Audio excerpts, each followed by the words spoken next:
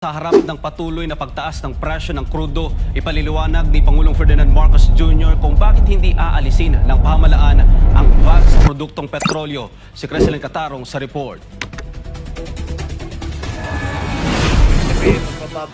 Nilinaw ni Pangulong Ferdinand Marcos Jr. na hindi aalisin ang value-added tax o VAT sa mga produktong petrolyo. Ayon sa Pangulo, ito ay mahalagang pinagkukunan ng pondo ng pamahalaan. Ginagamit daw ang mga pondong ito para matugunan ang iba't ibang pangangailangan ng publiko. Sa isang press briefing sa Malacanang, sinabi ni Marcos na itinuturing itong windfall profit dahil sa pagtaas ng presyo ng krudo.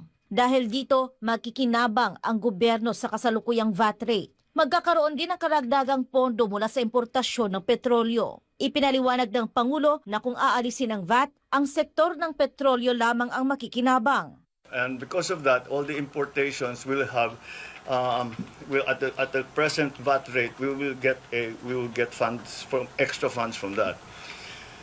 Those, if we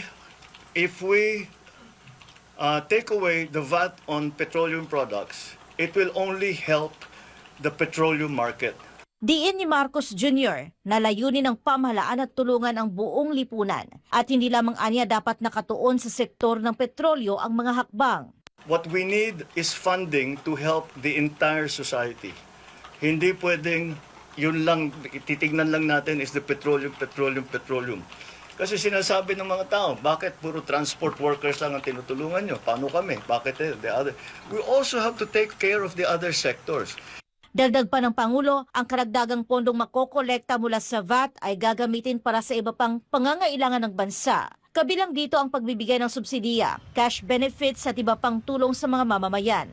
Dahil dito, hindi anya tamang hakbang sa ngayon ang pagtanggal ng VAT sa produktong petrolyo. Gayunman, sinabi niyang patuloy nilang susuriin ang iba pang opsyon. Tinitingnan din nila ang mga posibleng hakbang para sa kapakanan ng publiko.